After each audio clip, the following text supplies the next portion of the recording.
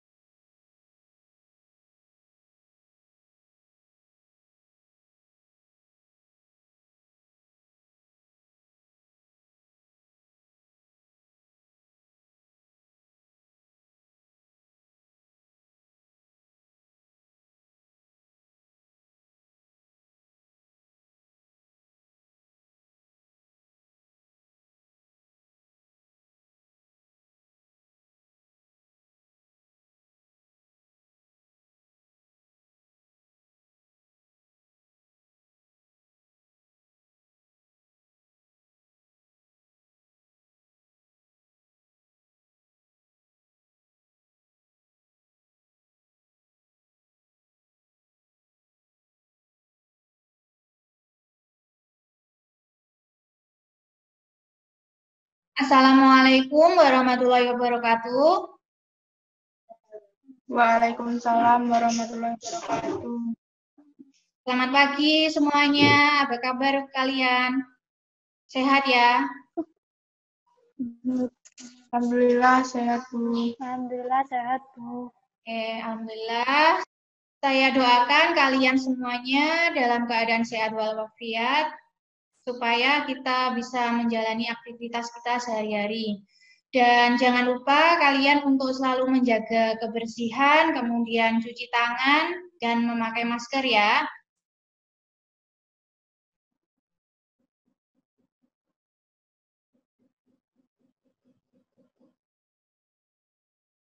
Oke, untuk mengawali pembelajaran kita hari ini, silahkan dibimbing berdoa oleh salah satu anak.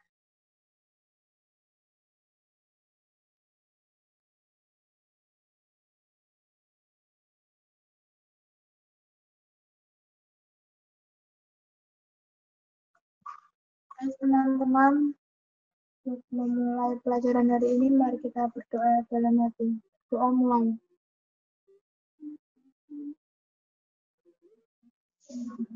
Selesai. Untuk link absensi hari ini sudah saya share di Google Classroom kalian masing-masing ya.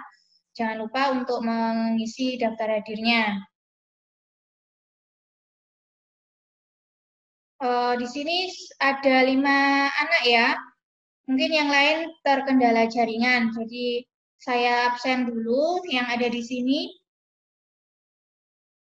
Viola Cahya ada? Hadir. Rizkyani ada? Hadir. Siti Saviola hadir? Hadir. Oke, hadir semuanya ya. Oke, pembelajaran kita hari ini akan membahas tentang percabangan sederhana ya. Ibu share dulu untuk materinya.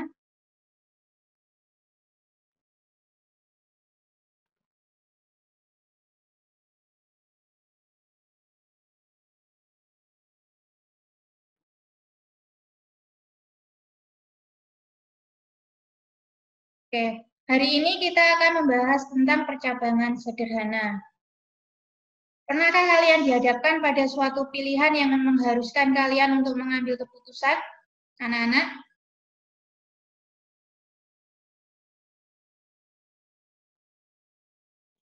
Aku pernah. Pernah ya? Waktu kapan?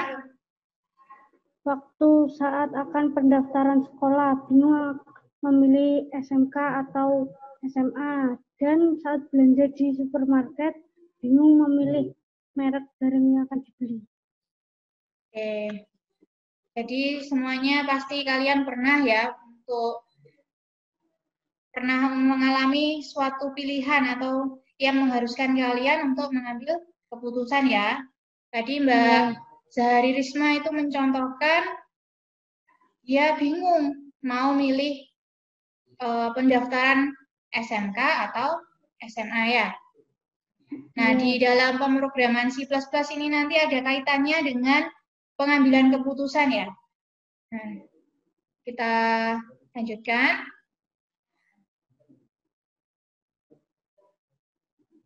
Tujuan pembelajaran hari ini itu yang pertama, peserta didik mampu menerapkan statement atau perintah untuk kontrol percabangan sederhana dengan benar. Yang kedua, untuk keterampilan, siswa mampu membuat aplikasi percabangan sederhana dengan tepat. Nah, dalam struktur kontrol percabangan itu ada 4 jenisnya. Yang pertama, percabangan satu kondisi. Di sini menggunakan kata kunci if. Kemudian yang kedua, ada percabangan dua kondisi. Kata kuncinya adalah if else. Yang ketiga, percabangan bertingkat. Kata kuncinya if dan else if. Dan yang terakhir adalah percabangan bersarang. Hari ini kita cukup membahas poin 1 dan 2 saja. Nah, untuk percabangan satu kondisi dengan kata kunci if, pengertiannya itu adalah percabangan satu kondisi adalah suatu kondisi di mana terdapat satu syarat yang harus dipenuhi. Kemudian, pernyataan if mempunyai pengertian. Jika kondisi bernilai benar, maka perintah akan dijalankan. Dan jika tidak memenuhi syarat, maka akan diabaikan. Nah, di sini ada gambar flowchart untuk percabangan satu kondisi. Diawali dengan mulai, ya. Kemudian bawahnya itu ada sebuah simbol belah ketupat. Itu adalah kondisinya, ya. Nanti jika kondisi ini nanti benar, maka akan menjalankan sebuah aksi. Jika kondisinya salah, nanti akan diabaikan untuk aksi ini, maka dia akan langsung selesai. Nah, bentuk umum pernyataan if-nya, if, kemudian dalam kurung kondisi, kemudian pernyataan atau aksi. Ini untuk percabangan satu kondisi. Nah, contohnya dalam pemrograman C++, ini ada sebuah program untuk menampilkan bilangan positif ya. Ini diawali dengan mulai. Kemudian di sini ada deklarasi bilangan, yaitu bilangan diberi nilai 3. Kemudian di sini ada sebuah kondisi, jika bilangan lebih dari 0, di awal tadi kan diberi deklarasi bilangan sama dengan 3. Ya.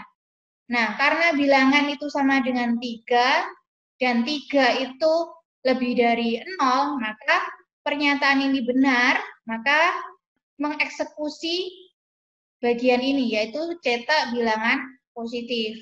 Nah, kalau bilangan ini di bawah 0, maka yang ini akan dijalankan, ya.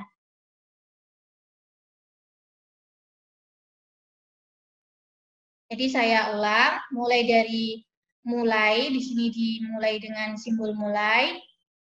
Kemudian di bawahnya ini ada deklarasi bilangan sama dengan 3. Kemudian di sini ada sebuah kondisi, jika bilangan lebih dari 0, maka pernyataan bilangan lebih dari 0 ini adalah benar, karena 3 itu lebih dari 0, maka bagian ini akan dieksekusi, yaitu akan dicetak bilangan positif. Kemudian selesai. Nah, penulisan dalam pemrograman C++ ini, kita mulai dari in main di sini. Kemudian di sini tadi ada deklarasi bilangan 3. Maka di sini dituliskan integer atau in bilangan sama dengan 3. Kemudian di sini ada kondisi ya. Nah, kondisinya dituliskan if. Ya. Di sini dalam simbol berlaku tepat, di sini bilangan lebih dari 0, maka di sini if bilangan lebih dari 0. Kemudian, kalau pernyataan ini benar, maka mencetak bilangan positif. Maka di sini perintahnya adalah cout bilangan positif. Kemudian, selesai. Di sini dituliskan return 0. Setelah kode program ini dijalankan atau dikompil, maka akan menghasilkan sebuah output yaitu bilangan positif. Sampai di sini ada pertanyaan anak-anak? Tidak, Bu. Oke, saya lanjutkan ya. Kemudian untuk percabangan dua kondisi. Kata kuncinya itu ada if dan else. Nah, pengertiannya, percabangan dua kondisi adalah percabangan yang memiliki dua blok pilihan. Blok pilihan pertama untuk kondisi benar, dan untuk pilihan kedua untuk kondisi salah atau else. Nah, ini contohnya. Flowchart ini menggambarkan tentang percabangan dua kondisi ya, dimulai dari simbol terminator mulai. Kemudian di sini ada kondisi. Nah, kalau kondisi ini nanti bernilai benar, ini alurnya benar ya, maka pernyataan satu ini akan dijalankan. Kalau kondisi ini nanti bernilai salah, maka pernyataan dua yang akan dijalankan. Seperti itu. Ya, kalau sudah, maka selesai. Nah, bentuk umum pernyataan if-else. Yang pertama, ini ada if, kemudian kondisinya dituliskan dalam tanda kurung, kemudian ada kurung urawa, kemudian di sini pernyataan aksi yang pertama, jika kondisinya nanti bernilai benar. Kalau kondisinya bernilai salah, maka bagian else atau bagian pernyataan aksi kedua yang akan dijalankan. Nah, contohnya bagaimana? Nih, saya contohkan pada tes kelulusan. Di sini ada nilai 78, sedangkan KKM kita itu kan 75. Kalau misalkan ada anak yang di atas 75, berarti dia lulus. Ya. Kalau di bawahnya 75, maka dia tidak lulus. Nah, kode programnya seperti ini ya. Di sini ada deklarasi nilai sama dengan 78. Jika atau if nilai lebih dari sama dengan 75, maka akan ditampilkan selamat Anda lulus. Else, maka else ini bagian nilai yang di bawah 75, yaitu maaf Anda tidak lulus. Nah, setelah kode program ini dijalankan atau dikompilasi, maka akan menghasilkan selamat Anda lulus. Karena di sini dideklarasikan bahwa nilai diisi 78. Sedangkan kondisi di sini, if nilai lebih dari sama dengan 75, akan ditampilkan selamat Anda lulus. Untuk percabangan dua kondisi ada yang ditanyakan anak-anak? Tidak, Bu. Oke, jelas ya. Kalau sudah jelas, saya lanjutkan lagi. Nah, di sini saya contohkan studi kasus dalam kehidupan sehari-hari. Di sini ada cerita, Budi ingin membeli sepatu baru merek Adidas Algo. Nah, di dalam toko itu Budi menemukan sepatu merek Adidas Algo dengan harga 1 juta. Dan Adidas Ritme dengan nilai dengan harga 500.000. Dan Budi itu teringat bahwa dompetnya itu ada uang 700.000. Nah, maka Budi memilih sepatu Adidas Ritme untuk dibawa ke kasir. Nah, Itu adalah studi kasusnya. Nah, dari studi kasus tadi, itu dapat dibuatkan flowchart-nya, dimulai dari simbol terminator mulai, atau start. Kemudian si Budi tadi itu mengecek uang yang ada di dompet.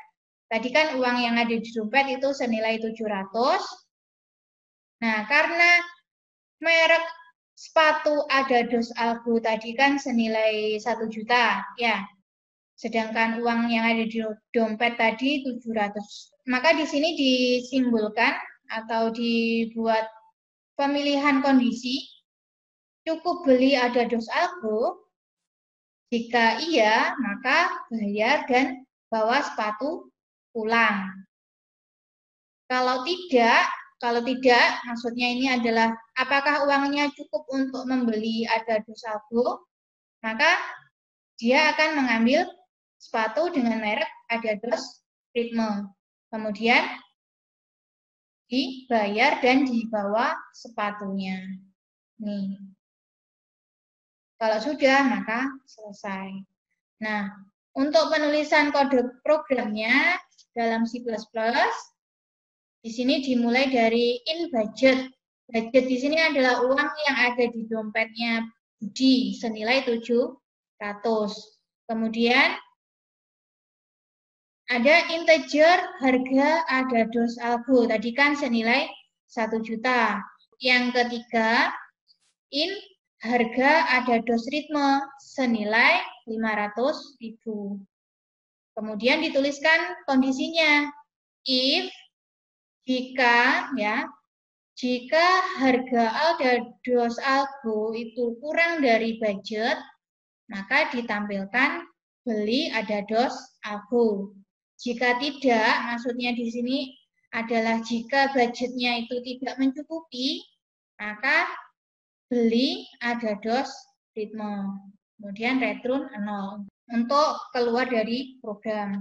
Nah, setelah kode program ini dikompilasi, maka akan menghasilkan output berupa beli Adidas Ritme. Ya, karena di sini 700.000 itu kan di bawahnya harga Adidas Algo. Ya, Adidas Algo tadi kan 1 juta. Maka yang tampil itu adalah beli Adidas Ritme. Sampai di sini ada pertanyaan?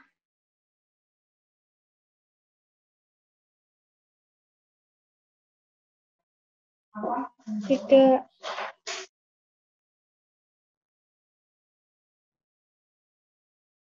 Oke, kalau tidak ada pertanyaan, maka kalian kerjakan studi kasus ya. Studi kasusnya ini adalah saya ambil dari LKPD ya. Yang pertama, buatlah kelompok yang terdiri dari 2 anak, kemudian akseslah website dengan alamat onlinegdb.com online C++ compiler. Kemudian buatlah kode programnya lengkap jika terdapat kondisi sebagai berikut ini. Nah, ini ada 2 studi kasus. Studi kasus yang pertama, terdapat aturan sebuah bioskop apabila pengunjung berumur kurang dari 10 tahun, maka pengunjung dilarang masuk. Apabila pengunjung berumur lebih dari 10 tahun, barulah pengunjung diizinkan masuk.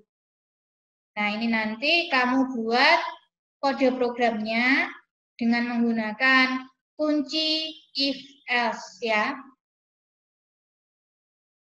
Yang kedua, pada supermarket terdapat promo yang diberikan pada para pembeli dengan ketentuan sebagai berikut. Ketentuan yang pertama, pembelian lebih dari 500.000 nanti akan mendapatkan diskon 30%. Dan ketentuan yang kedua, jika pembelian itu kurang dari 500.000, nanti akan mendapatkan diskon 10%. Nah, dari 2 kondisi ini, kamu buat kode programnya dengan menggunakan kata kunci if, dan else ya.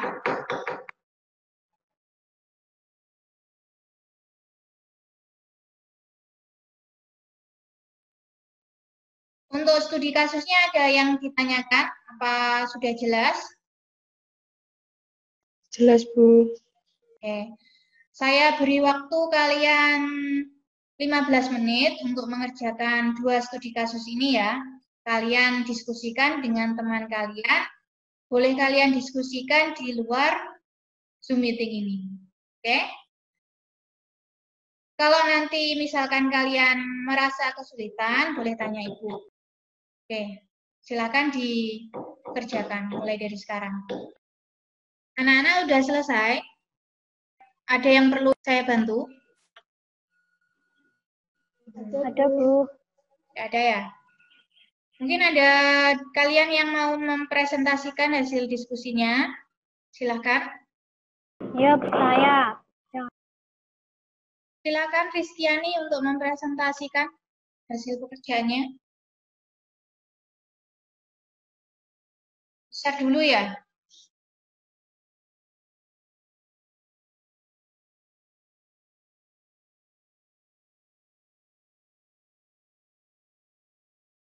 Oke, ini untuk soal studi kasus yang pertama ya.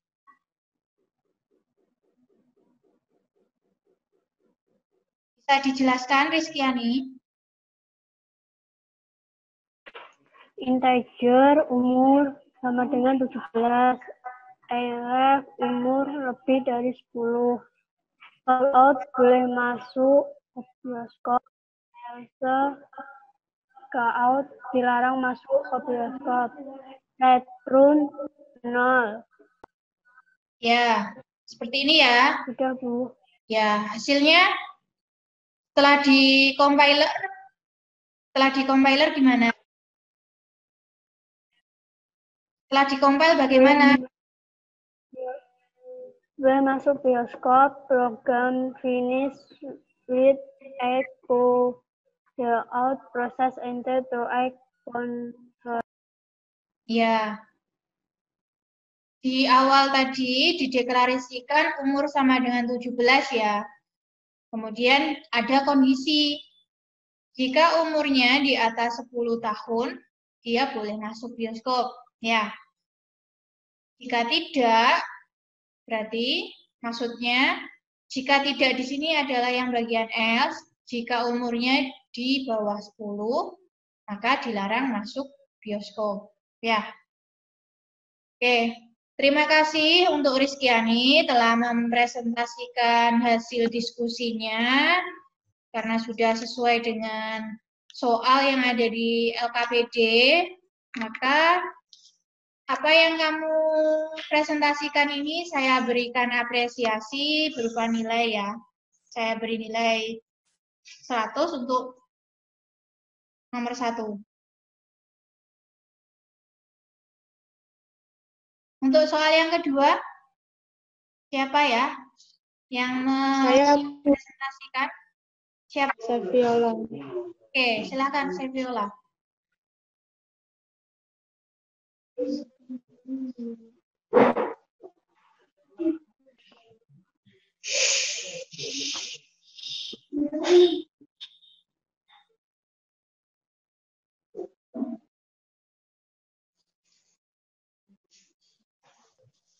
Oke, ditampilkan dulu Saviola ya.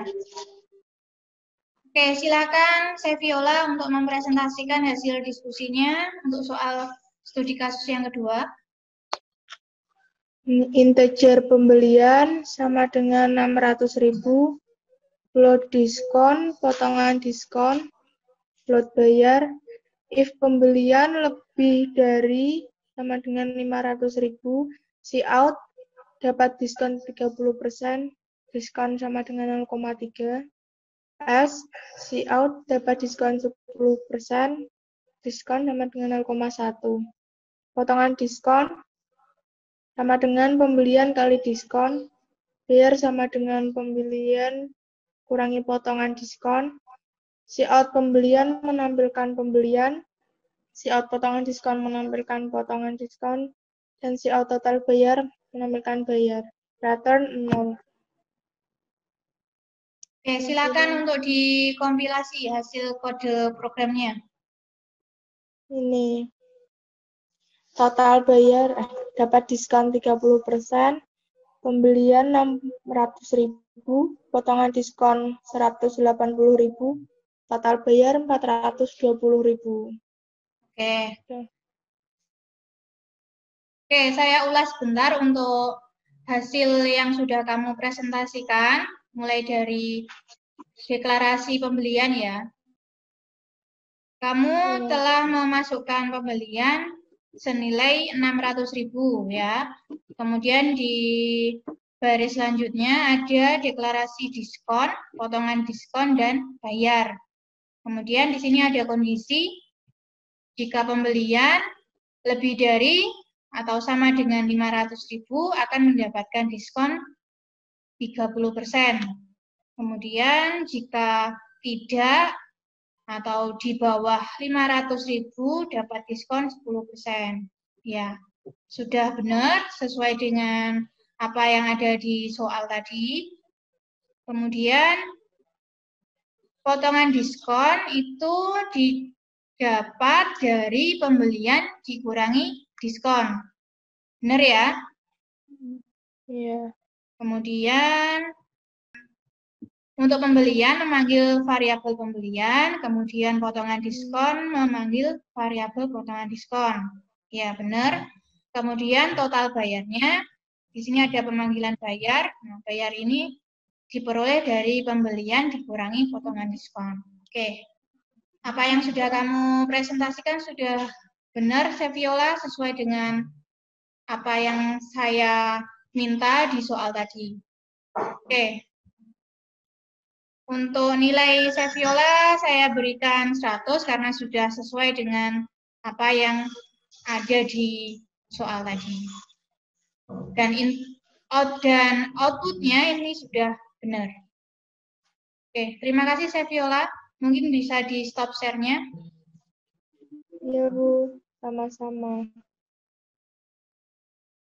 Oke.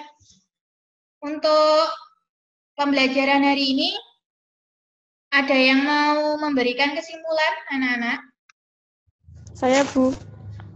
Oke, silakan Silviana, silakan untuk memberikan kesimpulannya. Kesimpulan 1. Percabangan if merupakan percabangan di mana terdapat satu kondisi yang harus dipenuhi. Ya. 2. If else merupakan percabangan dengan suatu kondisi di mana terdapat dua kondisi yang harus dipenuhi. Oke, ya benar sekali ya. Hari ini kita sudah belajar tentang percabangan sederhana ya. Yang pertama dengan satu kondisi, yaitu kata kuncinya menggunakan if. Dan yang kedua, percabangan dua kondisi dengan menggunakan kata kunci if, else. Ya. Sampai di sini, ada yang ditanyakan atau tidak, anak-anak? Tidak. Tidak, Bu. Tidak, Bu. Oke. Kalau tidak, mungkin pembelajaran kita hari ini bisa diakhiri ya. Untuk pembelajaran minggu depan, kita akan membahas tentang percabangan bersarang dan percabangan bertingkat. Mungkin kalian bisa mempelajari dulu sebelum pembelajaran kita nanti mulai. Oke, silahkan dipimpin berdoa untuk mengakhiri pembelajaran kita. Baik, teman-teman, untuk mengakhiri pembelajaran, marilah kita berdoa dalam hati. Berdoa mulai.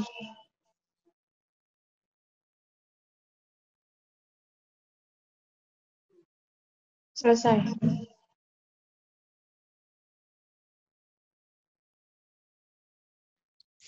Sekian pembelajaran kita hari ini. Semoga bermanfaat buat kita semuanya ya.